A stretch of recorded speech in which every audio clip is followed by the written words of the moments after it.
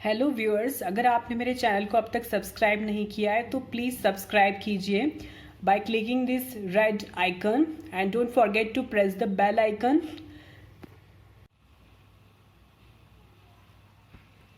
Hello friends, आज के इस वीडियो में हम टाइप्स ऑफ मेडिटेशन का पार्ट 10 कंटिन्यू कर रहे हैं। हम अभी तक हमने बहुत अलग अलग तरह के मेडिटेशन के फॉर्म्स देखे, तो आइए इस सीरीज़ को कंटिन्यू करते हैं। So let's begin our video. So आज हम जानेंगे मेडिटेशन का ही एक फॉर्म है सूफी व्हिर्लिंग। जी हाँ, ये एक मेडिटेशन का ही तरीका है जो आपने देखा होगा।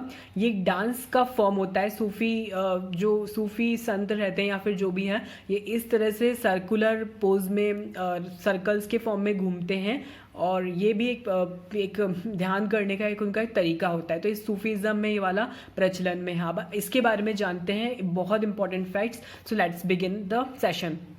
Yes, it is a physical moving meditation technique. It is worship of God by means of dance. It was started around 12th or 13th century by music poet Mawlana Jalaluddin Rumi.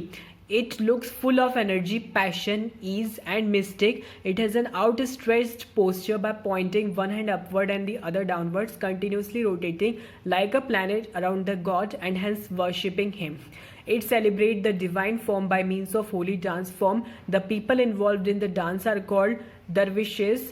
Their dress code is long skirt that symbolizes purity and gives momentum to spread the purity while dancing. यानी अब इसमें एक एक point को समझते हैं क्या लिखा हुआ है कि ये एक फिजिकल मूविंग मेडिटेशन है। यानी मूविंग मतलब घूमता फिरता मेडिटेशन, और फिजिकल यानी हमें अपनी बॉडी को इन्वॉल्व करना पड़ता है। तो ये एक ध्यान करने का ये वाला तरीका है। ये जो ईश्वर की जो इबादत करते हैं डांस के द्वारा, नृत्य के द्वारा, ये उस तरह का मेडिटेशन है। ये 12th या 13th सेंचुरी में बनाया गया था।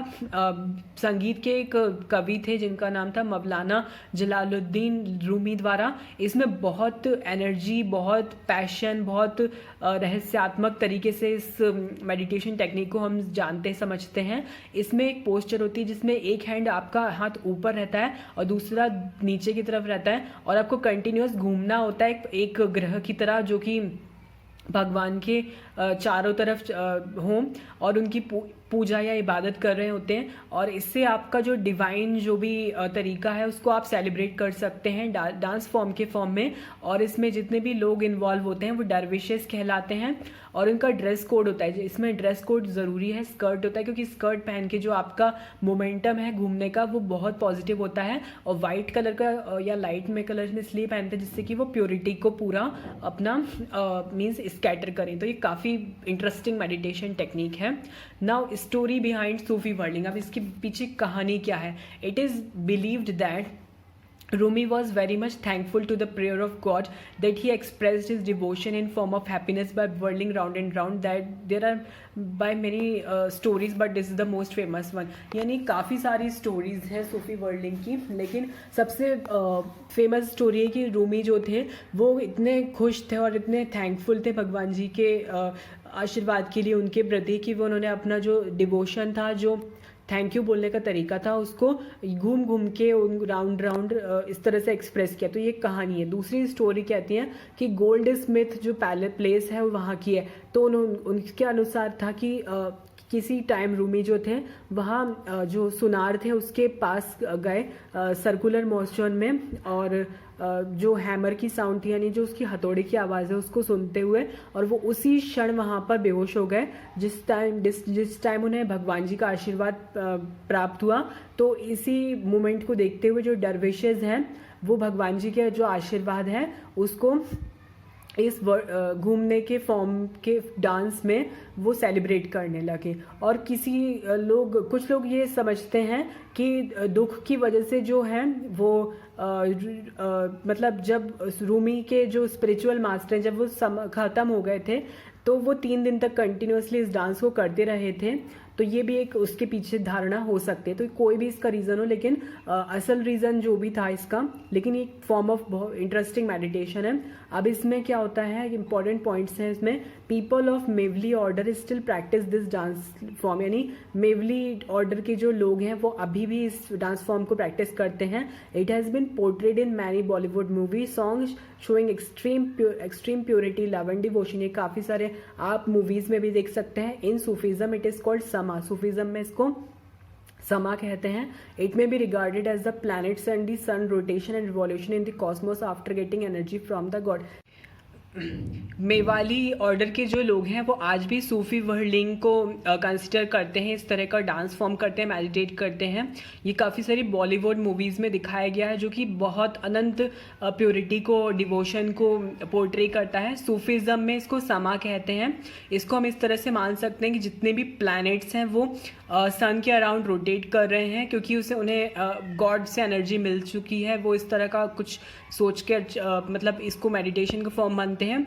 और जो लोग हैं वो पॉजिटिविटी से इतना मतलब भगवान द्वारा दी गई शक्ति से इतने ज़्यादा प्रभावित हो चुके हैं कि वो सूफी वर्लिंग मेडिटेशन करना स्टार्ट करते हैं। और इसमें कोई भी एज लिमिट नहीं होती। इस डांस फॉर्म को एंजॉय करने के लिए हमें बस इन्वॉल्व होना चाहिए इसमें एक लविंग एटीट्यूड के द्वारा।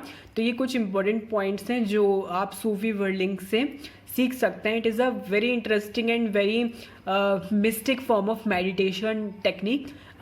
कई लोग जो होते हैं वो इसको सिर्फ डांस फॉर्म समझते हैं, लेकिन ये कुछ लोग इसको खुदा की इबादत के फॉर्म में भी समझते हैं।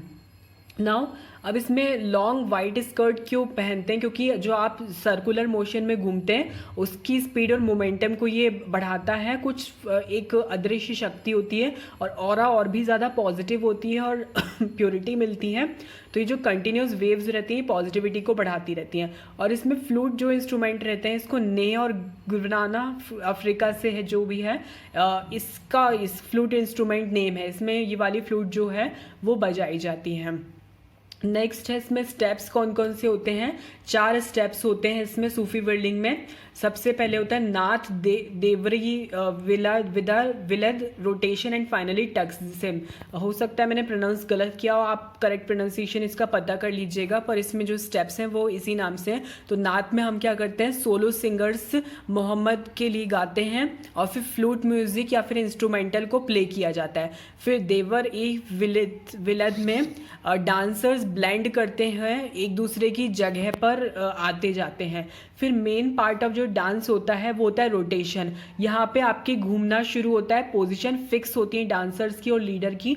लीडर बीच में रहता है और डांसर्स उसके अराउंड घूमते हैं। और टक्सिम सेक्शन में क्या होता है, लीडर कुरान पढ़ते हैं और प्रेयर करते हैं। तो ये इसके स्टेप्स होते हैं, प्रॉपर स्टेप्स के साथ होता है। ये ऐसे नहीं कि आप सिर्फ सर्कुलर मोशन में घूम रहे हैं और हो गया सूफी वर्लिंग, नहीं, प्रॉपर इसमें स्टेप्स होते हैं जो कि हैं आपके ये नाथ देवरी विलाद और फिर rotation and then taksim section. Then इसमें प्रॉब्लम्स क्या होती हैं, हो सकता है किसी को घूमते घूमते फेंट हो जाए, चक्कर आ जाए, या फिर ये तो सिर्फ अपनी डिवोशनल प्रैक्टिस के ऊपर डिपेंड करता है। और लेकिन ये अगर हमसे बनता है तो ये बहुत खूबसूरत तरीका है एक मेडिटेशन का। So this was all about the today's video. It was very short और ये सिर्फ और सिर्फ आज हमने ये इसके बारे में सूफी वर्लिंग के फॉर्म में देखा, जो एक बहुत इंटरेस्टिंग डांस फॉर्म है, मेडिटेशन का ही तरीका है। इसमें डरविशेज जो हैं वो घूमते हैं, ये रूमी द्वारा दिया गया था। इसके पीछे कई सारी कहानियां हैं और इसमें हम ये मान के चलते हैं कि जो प्लैनेट्स हैं वो शक्ति पाकर ईश्वर से मींस मतलब रोटेशन और रिवॉल्यूशन कर रहे हैं। और लॉन्ग स्कर्ट्स पहनने के पीछे भी रीज़न है। उसमें फ्लूट का भी नेम होता है। इसमें 4 स्टेप्स होते हैं, नाथ देवर विलाद मेन रोटेशन टक्सिज्म। ठीक है, तो ये सारे इसके प्रॉब्लम्स यही वो स्टैमिना पे डिपेंड करता है, वो तो धीरे धीरे प्रैक्टिस के अनुसार सब कवर कर ही लेते हैं। तो ये बहुत खूबसूरत तरीका है मेडिटेट करने का। सो इसी वीडियो को हम सीरीज़ को और कंटिन्यू करेंगे। So thanks for watching.